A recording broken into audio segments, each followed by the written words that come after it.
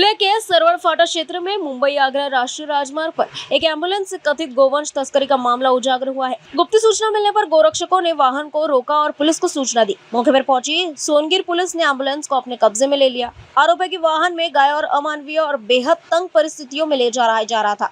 Police ने मामले की जाँच शुरू कर दी है और संबंधित लोगों के खिलाफ कानूनी कार्रवाई की प्रक्रिया चल रही है। गोरक्षकों का दावा है कि बकरी ईद से पहले गोवंश तस्करी की घटनाएं बढ़ रही है। उन्होंने दोषियों के खिलाफ सख्त कार्रवाई की मांग की है। नमस्कार, मी प्रनिल मंडिक, आद्य गोरक्षक श्री शिवचंद्र गोरक्षक आंदोलन आणि प्राणी फाउंडेशनच्या माध्यमातून गोरक्षणाचे कार्य करतो आणि उत्तर महाराष्ट्र गोरक्षा प्रमुख म्हणून जबाबदारी आहे। गुप्त माहितीदाराद्वारे आम्हाला आज पहाटे 3 वाजेच्या सुमारास माहिती मिळाली की मध्य प्रदेशातून ॲम्ब्युलन्समध्ये गायींना कोंबून धुळ्याला बकरीला कत्तलीच्या उद्देशाने घेऊन जाणार आहे।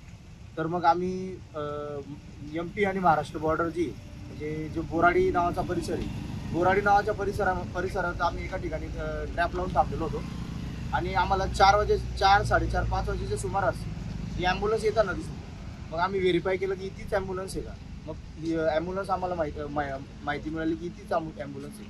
मग आम्ही जवळजवळ शिरपूरपासून गाडीचा पाठलाग केला आणि शिरपूरपासून गाडीचा पाठलाग करत त्यानंतर आमचे सरवड फाटा जो आहे सोनगीर गावापासून काही अंतरावर टोलनाक्याच्या पुढे सोनगीर टोलनाक्याच्या पुढे त्या ठिकाणी आम्ही ट्रॅप लावला आणि सोनगीर पोलीस स्टेशनच्या मदतीने आमचे जे सोनगीर पोलीस स्टेशनचे तुषार देवरे साहेब आहे त्यांच्या मदतीने त्यांच्या आदेशाने गाडी थांबवल्यानंतर गाडी आम्ही जेवढे चेक केल्यानंतर त्यामध्ये हा दुर्दैवी प्रकार समोर आलेला आहे की त्या गाडीमध्ये गायींना अतिशय क्रूरपणे कोंबलेलं होतं आणि कत्तलीसाठी गायींची वाहतूक सुरू होती। या आपल्या चॅनलच्या माध्यमातून आम्ही माननीय देवेंद्र फडणवीस साहेबांना विनंती करू इच्छितो की आपण गोमातेला राज्यमातेचा दर्जा दिलेला आहे, परंतु तो दर्जा दिला गेल्यानंतर गायीची खरंच त्या पद्धतीने गायीला वागणूक मिळते का